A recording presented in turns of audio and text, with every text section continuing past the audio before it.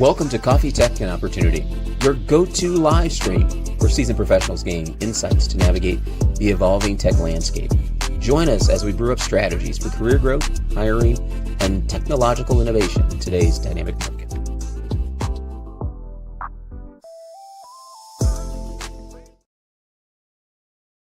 Good afternoon and welcome to Coffee Tech and Opportunity. I'm Will McNeil, your host, CEO and founder of Black Tech Jobs. We're super excited to have you today on Coffee Tech and Opportunity. We have a fantastic guest lined up. Can't wait to dive into his story and his experience. But there's a few housekeeping things we want to cover really quick. First of all, if you could shout out where you're from. We really would like to get an idea of gauging and engaging our audiences with how they found us or what part of the country they're from. Today, we'll talk about this a little more, and that is if you're open to work and you're looking for a new opportunity or out of work, please type in OTW into the chat. And we've invited a number of talent acquisition folks who will be joining us on the other side of this equation.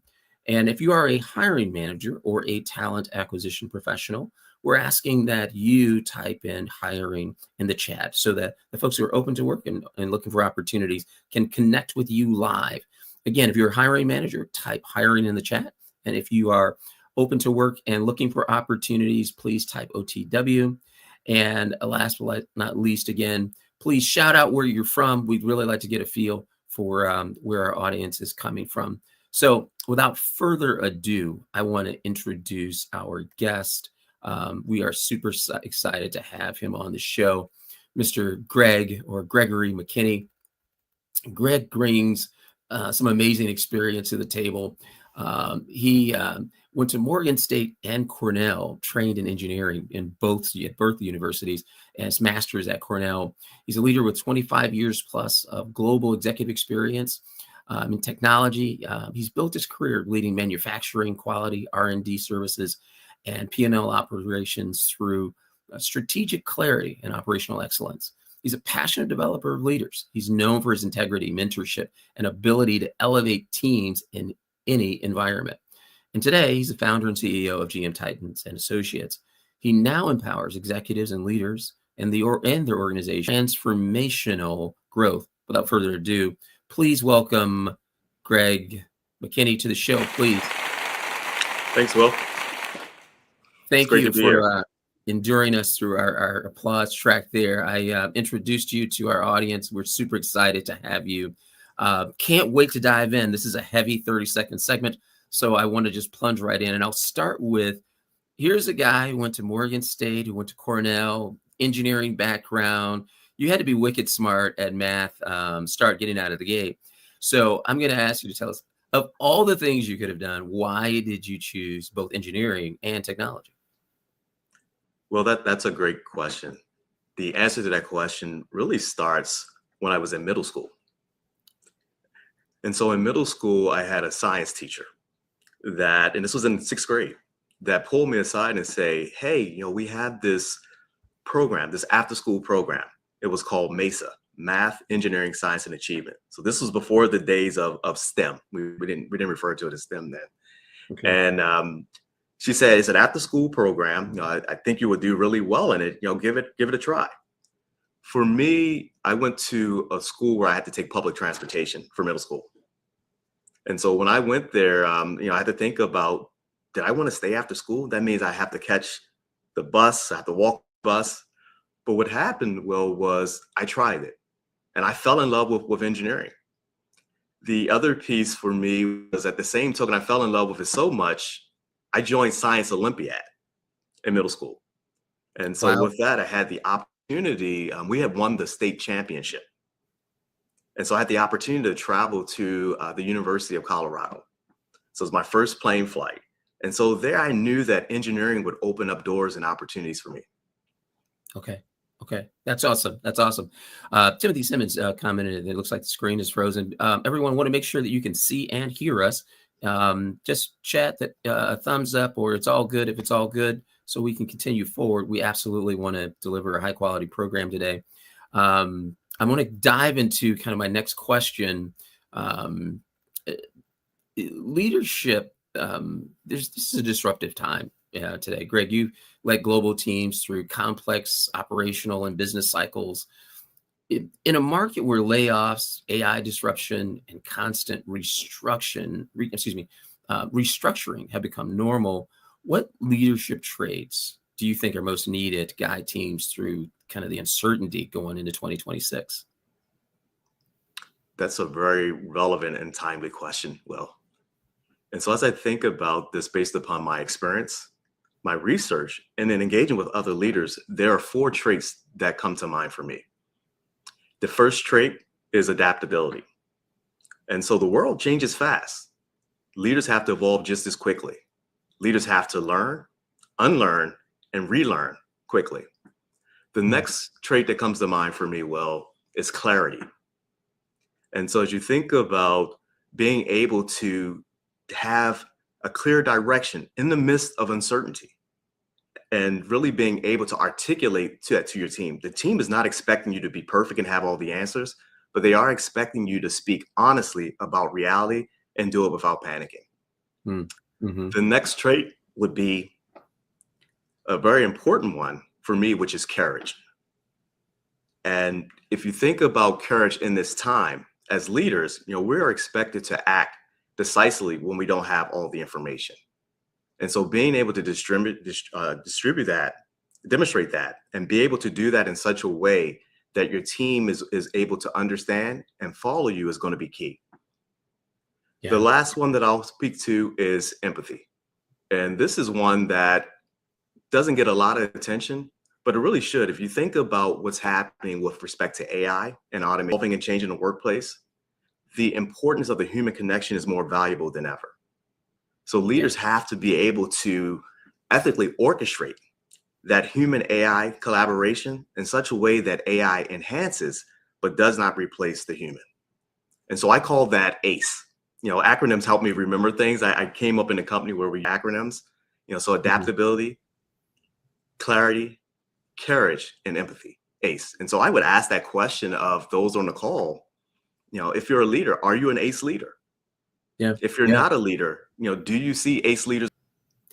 You're asking a good question. I would tell you, I spent a lot of time with HR professionals, and I've been in some conversations over maybe the last 6-7 months where many of them are struggling as coaches, actually, helping leaders manage one-on-one conversations with employees. Some of them are difficult conversations, whether it's performance related, change management, the organizational pivots that are happening, all at the same time that companies aren't making the investments that they've made in previous years in training and development programs for leaders.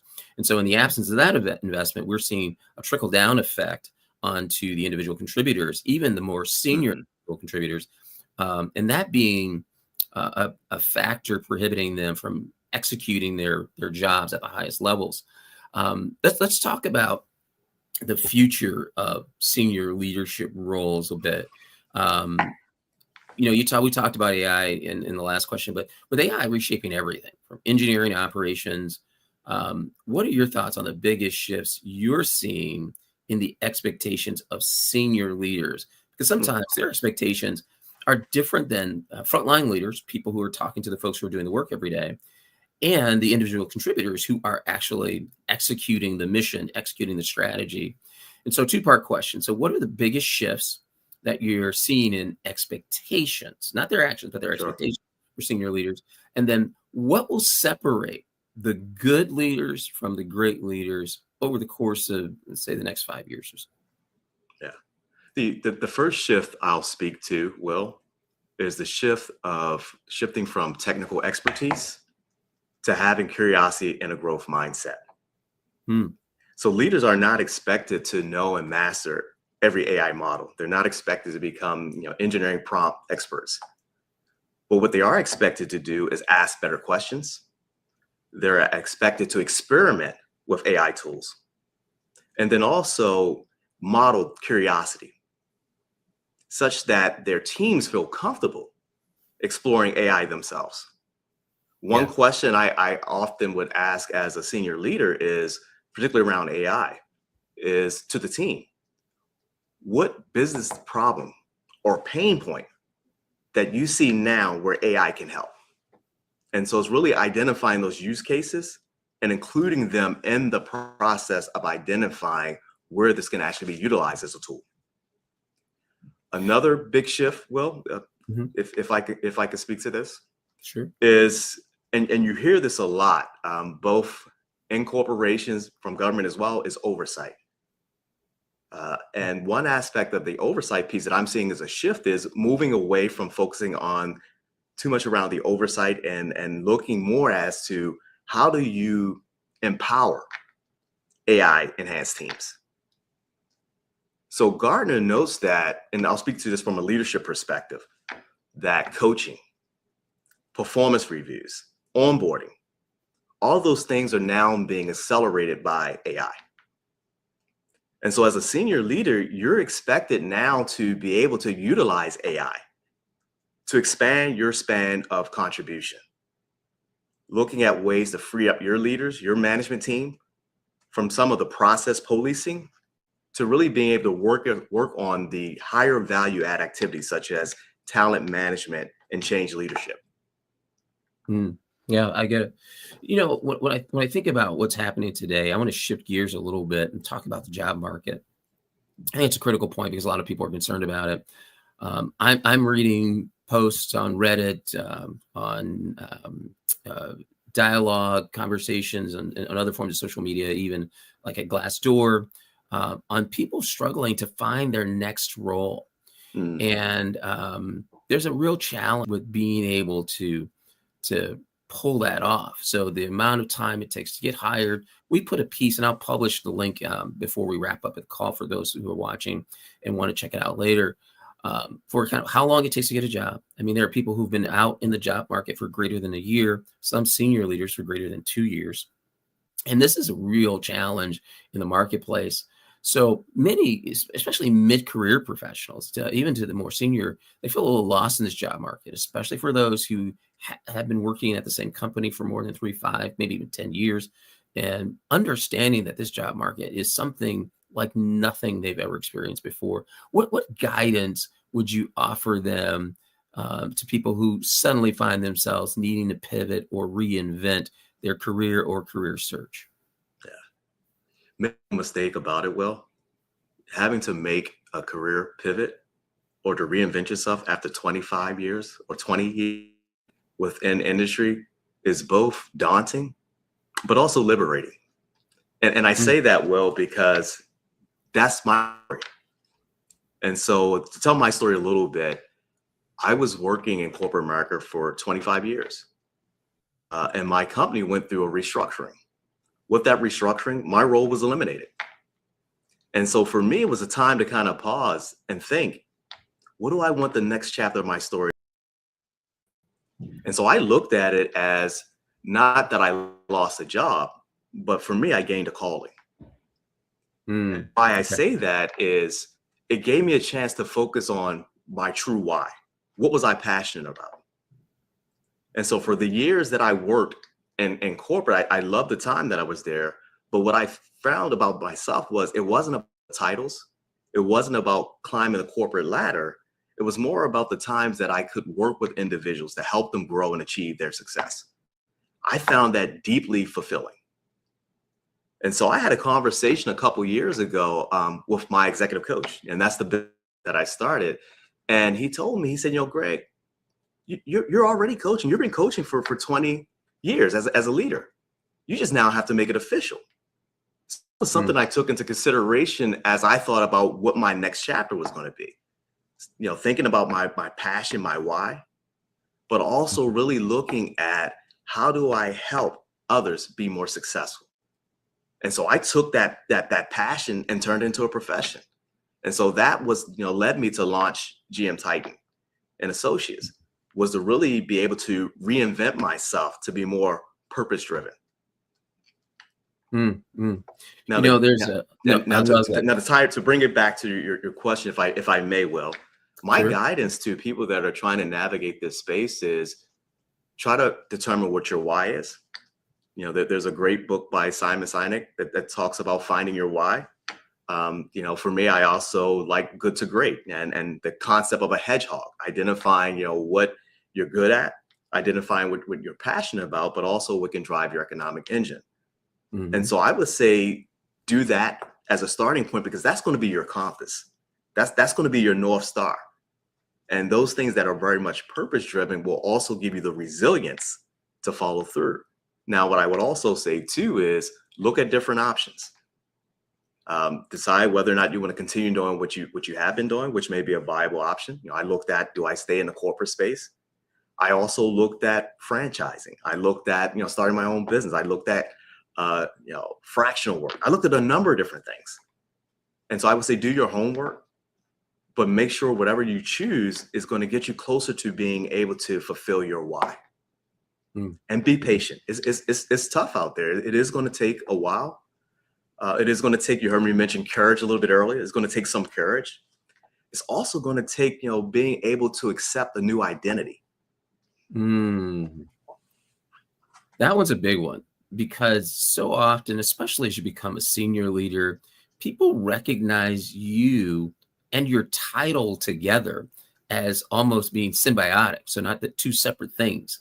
And then some people lose their identity Mm, as they make their transition from corporate life to do anything else.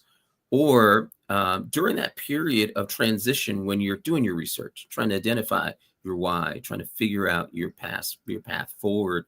Um, what advice would you give people as they're kind of researching both kind of the outside world to look for opportunities across any of those spheres, corporate life, oh, entrepreneurship, sure. advanced skill development, which is also a great idea during transition, to the point before they get to the point where they figure it out and then they're ready to take action to get something. What advice would you give to those folks who are kind of in that post layoff transition? The first thing I will say is give yourself some grace. Mm. And why I say that, Will, is we form in our mind how long things should take. And when in corporate, we used to say if we think a project is going to take 6 months, it's probably going to take 12 or 24 months. And so be somewhat realistic. I think Mhm. the other piece is use your network. The fact that you and I are talking, if we were to tell our story a little bit, Will, all right, I reached out to you when I knew I was exiting my company as a resource that I found just searching the web, and if I wanted to continue as an executive in the tech industry. And we connected. Another brother that you and I know very well, all right, Will Moss, Mhm. connected with him with HBCU Connect. And so what I did was become very intentional around extending my network to get more insight and more information to help me make a more informed decision. So I would say realize that there are resources around you, but I would also say have a plan. Mm. Mm. And so I had a plan of the things I was going to look at. I was very clear about getting clear on what I wanted. And so I had a way of evaluating, the information coming in as to was that going to get me closer to where I wanted to be. The other piece I would say is with identities, and this is one that, to be honest, and what recently I went to a webinar by a colleague of mine, and they talked about transition and transformation. Manage a career transition with resilience. And one of the exercise in that webinar was write down all your identities. Mm. And I went through that exercise, Will, and I will tell you I have more than 30. I think Ah. I'm still adding, right? And so there's still probably a few that I missed. But what Mhm. I learned in that was I'm not as simple as one identity. Mhm. And so being able to recognize that you have more identities, you have more valuable assets than you may realize. And so when you start to go through that exercise, maybe there's an identity that you haven't fully explored. Maybe now's that time to look at that. Mm. Mhm. I love that. I think, the identities, because sometimes when you're in transition, you start losing track of your identity, Hmm. who you are, which is one point, comma, who you have been to get here. because sometimes we lose sight of the great things that you accomplish as an individual in this world because you're so busy focused on the next thing. And sometimes Yes. you need that reminder to get yourself up and moving so that you can do it again. Yeah. And there's um, uh, a lyric in a Lauryn Hill song. It isn't exact context, but the words are meaningful. If you did it once, you'll probably do it again. Yes. Um, I'll leave the context out of this from Lauryn Hill, but in life, so if you've done it before, if you've won before, you can win again. And people who are in Mhm. sales or sales management, there's always those ups and downs and waves, and even in strategy and business, in revenue growth and expansion and ideation. And many companies, not just people, are struggling with that too. So new product innovation. There was a ton of social media jokes about the latest iPhone, and someone did a video meme of just moving the back of the camera around a little bit and then pushing that out of the door. And so there is an opportunity now for, I think, for people to think deeply about how they move forward and reinvent themselves Yeah. as companies attempt to do the same. I want to talk a little bit, since we're on this pathway of job search, career building. You have managed lots of people, interviewed lots of people, hired lots of people. Because we're running down, and I want to. I got a couple more questions for you. Then I want to turn it over to the live stream audience to ask you questions. So for those who are watching live, I want you to be able to ask Greg your question, and I'm going to ask that you start chatting those now in the chat. So please chat your questions. My question for you now, Greg, is as someone who, again, as who's interviewed lots of people, what's your favorite interview question and why? Mm. My one of my favorite interview questions, Will, is if you could be anything in the world, what would you be and why? Mm. Now tell me, um, so talk about a little bit about the answers you get to that question, and what you're looking for. Yeah. Well, it does take people off guard, right? Mm. Because they're in their mind is understand, well, I'm interviewing for this job. But what I'm looking for is their thought process and getting to their passion. Mm. And Mm. so it's just about, what the exact answer is, but it's understanding their why. And that's why that piece on there is, why at the end. Tell me why. Because I Yeah. really want to test and understand their thought process, which has nothing to do specifically with the job, but it does have specifically to do with, are you going to be someone that is going to be able to think deeply? Are you going to be able to be someone that has a mission and purpose that drives you? Yeah. Yeah. I think I have a few. I interview a lot of people. One of my, I'll give two to the audience. One of mine was, um, tell me about a time that you failed at something, Hmm. and it's a two-part question, and what you did to recover. And so, in life and in business, things aren't going to go your way every Yeah. day, all the time. And so when I build out teams, I always wonder, what type of team player are you going to be during the difficult times? Because that's really when we need people to dig in. When life is easy, everyone's buying our product, marketing is on 10, and our brand recognition is high. Those are great times. But when a new company comes in and they knock us off of our feet, they're more innovative, they're out executing us. How do we defend our space? And then how do we elevate as a business? And so I think those are critical times. And then the second one, and Greg got knocked off, he'll join us back, is um, tell me about what, when you had to, let me bring Greg in here so he can join us again. I'm sorry, we had a little technical difficulty there. So my second question, I'm glad I had one, is um, we are live, so it's like live television. So there's no editing this out. Tell me about a time that you had to ask for help at work, that you got stuck. And what did you ask for? What were you hoping to get? Did you get it? Mhm. And so what that tells me is that you're emotionally mature to not think you can solve all the problems, that you're not also a good team member and giver, that you also can leverage the support around you. And there's a degree of emotional maturity, emotional intelligence in your capacity to pull that off.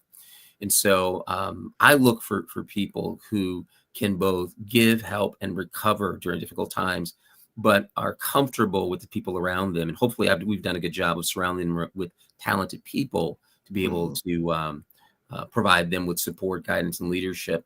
And I would hope that the people who get that question also recognize that as a part of the vision of the teams that that I've led in the past. Those are great questions, Will. And as you were talking about those, what I typically reflect upon, and this just goes back to maybe my training as an engineer, right? You talked about, being wickedly good in math was showing your work. And the questions that really allow you to kind of see their thought process, the examples that they would use to kind of show how they exhibit certain traits. That's what we're really looking for, because I particularly a lot of positions I would hire were leadership positions. And it was more along the lines of, can you handle these questions under fire, right? So I'm throwing something at you that you're not expecting. How are you going to handle that? And so as leaders, and I'm using the word leaders, I'm not talking about managers now. As leaders, you have to be able to create and articulate a vision and a mission that compels people to follow. And you asked me a question earlier about, what differentiates, good and great leaders. That's one of the differentiations. Good leaders, they execute. Great leaders create a vision that people want to follow. And they're able to articulate that vision in such a way that people can see how their work, how their contributions are meaningful. And so when people feel as though that their work is meaningful, it translates to I'm valued. And when they're valued and they feel valued, you're going to get your best results from them. Yeah, I agree. I'm going to share some comments from the audience. And so we have a LinkedIn user who said, I'm not as simple as one identity. Going back to our earlier conversation, now I want to just acknowledge something that Becky Daniel said. Her question is, provide some advice on sharing personal information during an interview when asked to share something about yourself. Sometimes we all feel guarded trying to find the right thing to say. What are your thoughts about sharing personal information about yourself? I would assume this was an opportunity for the interviewee to connect with the interviewer. Yes. But how do you know what to say? I'll tell you how I know what to say at times. And so now you'll get a little insight into me. I'll think about it. And I'll be honest with you, Will. Sometimes I ask for some guidance and some help. Okay. Right. But in essence, what I would say around sharing personal information in an interview is looking at how do you think that personal information is going to help you be shown in the best light for that opportunity. And so I would say really look at the personal information that you would share and say, okay, how will this help identify me as a strong candidate? How will it help differentiate me from other candidates? And that would be the context in which I would share personal information. I think another point that you made is so powerful is the connection.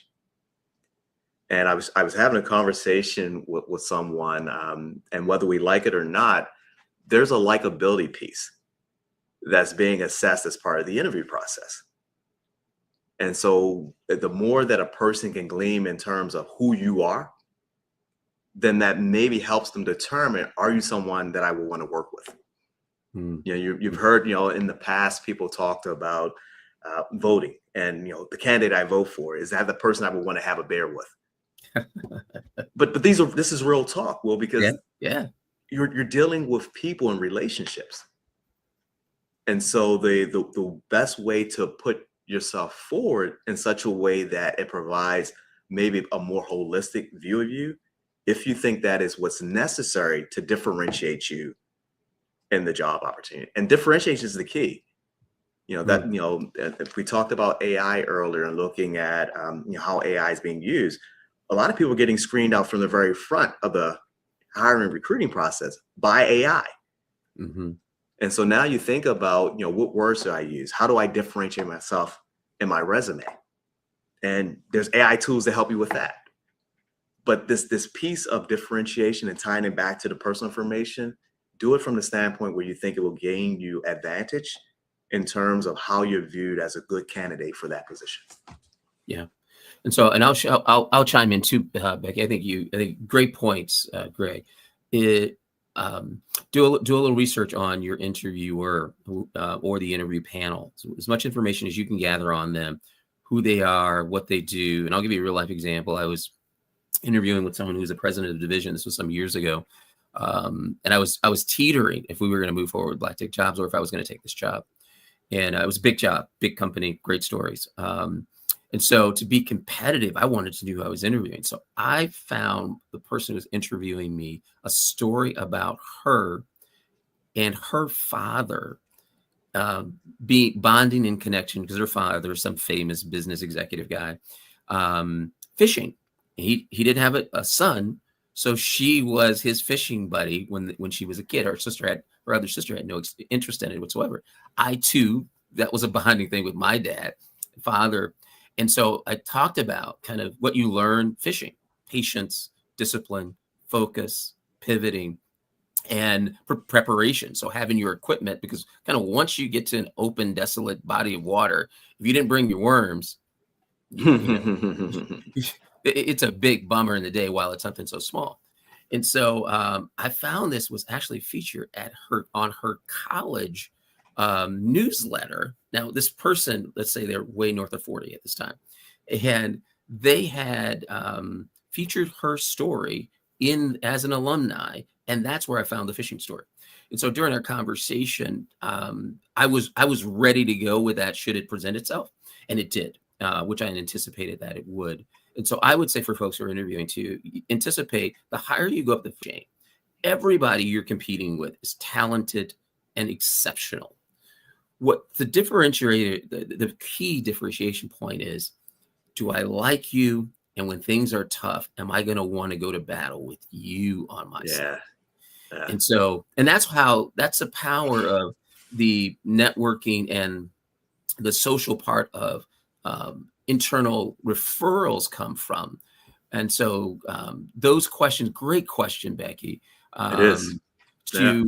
To really find your way to leverage that as a point of differentiation. So hopefully that was helpful. Becky, good question. Any more comments on that one, Greg? I know we're running a little over. I'm gonna drop, whether you identify this as a jewel and a nugget. I was in a webinar, and the speaker said something that has really stuck with me. And it was that, one of the interview questions we get often is, what's your superpower? And what she said was, your story is your superpower. And so tying it back to Becky's question, if there's something in your personal life that speaks to your story and how it's a superpower, then by all means use it. Mm. And so I do think that there's an opportunity for us all to think about how do we differentiate ourselves, both in terms of how we show up, whether that's LinkedIn, how do we differentiate ourselves in terms of what we put in a resume, and then when we're actually in the interview. Yeah, you want to. I want to add this other thing. One thing about Will, and I'm being mindful of time. Yeah. One of the other things that's going to be important for leaders to be great in the future is to really have a high EQ, a high emotional intelligence. And so there, yes, IQ matters, technical expertise matters, but the true differentiator are going to be those leaders that are able to regulate emotions. All right. They're going to be able to truly empathize with those that they're leading and to be able to constructively handle conflict. Hmm. And that is something that I do think that at times that it doesn't get the attention, but it is what I would say a superpower. And I heard another thing, and I'm going to stop here, Will, because I can go on and on, right? Mm-hmm. But you've heard the term soft skills. Mm-hmm. There's a movement to rename it to power skills. Really? Okay. All right. And what it's speaking to is, because soft almost implies that it's not impactful. Okay. But in leadership, you're not expected to be the subject matter expert.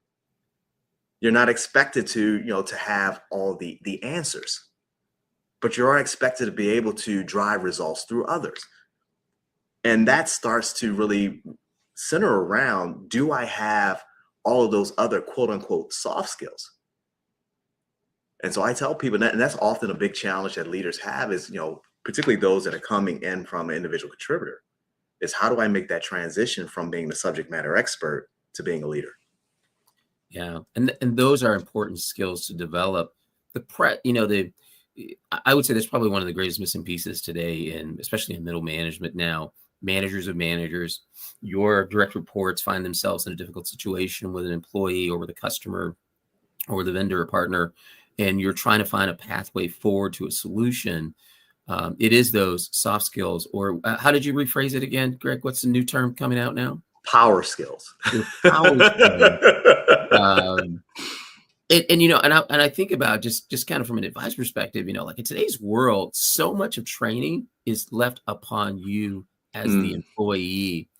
In the olden days, as some folks who are more seasoned, as they're being called these days, had the opportunity to have training at work. We're watching TikTok videos and YouTube videos, going to webinars and seminars and on our own.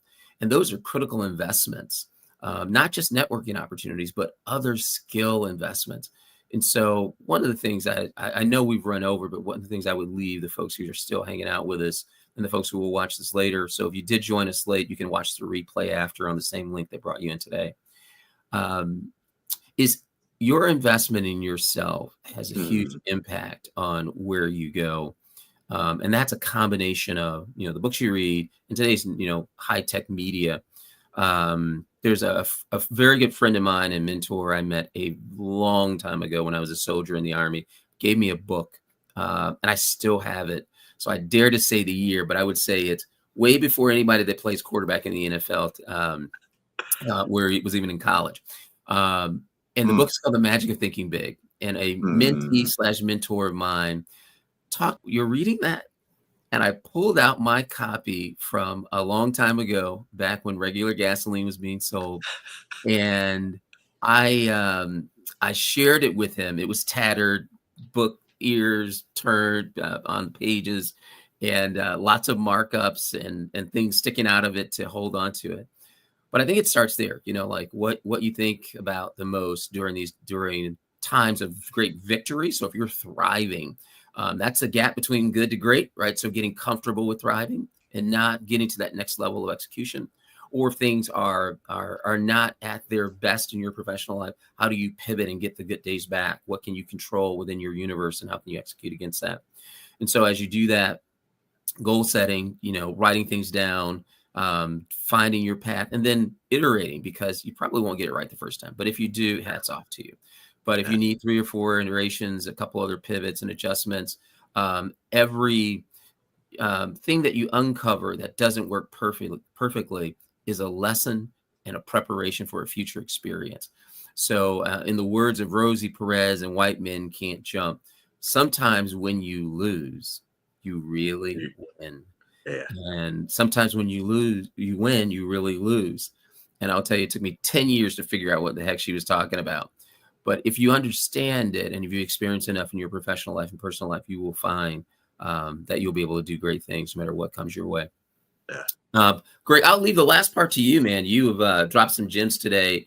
I want to just, do just another applause for you and our audience who's joined us. But how would you like to close out our show? Things you're working on, something you're passionate about.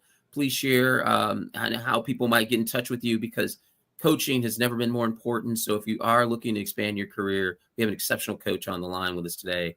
How can people get to you? There are 2 ways, Will, primarily on LinkedIn. So you can find me on LinkedIn. Also go to gmtitan.com. Very simple. And I'm very interested in having a conversation. What I will tell you is I have a coach. Coaching really has been instrumental in my career journey. You heard me talk about my coach and how that influenced my decision to start the company. But it is something that, as you think about what are the tools that you can use to help you achieve your aspirations, Coaching is one to consider. Awesome. And then lastly, and this is really for the folks who will watch this afterward, I encourage you, so if you're not seeing this live and you're watching it afterward, please comment if you are open to work and looking for a new opportunity. And our friends in talent acquisition and leaders in hiring manager, if you're hiring, please type that into the chat so that people can find you and get connected, because individuals connecting with other individuals are creating expansive opportunities in 2025 going into 2026. And the power of networking is undefeated in any aspect of life and business. So I want to thank everyone for joining us on this episode of Coffee Tech and Opportunity. Thank you, Mr. Greg MacKenney, for joining us. And thank your audience for the questions in the chat. Yeah, it's been a blessing having you here, man. I really appreciate the work that you're doing and the work that you will do. And it's always great to have one of these amazing engineering minds. My math skills never got to that level. I'm good at analyzing data, but the calculation part on advanced math is painful. I would tell you, they spend more time training people to fly attack helicopters than they did with me studying the number of hours and minutes of studying graduate level statistics. So, all right, thank you, everyone. Greg, hang on. I'm gonna put you into the green room and ask you to hold on for a couple seconds. Everyone, thank you again for joining. We really appreciate you. We look forward to connecting. Please do reach out to Greg, his display. We ask that you reach out to him, reach out to me if I may be of assistance and help. Let's get connected. Thanks again, and all the best to everyone in your career development and growth and in your job search in the coming year or the coming years in the future.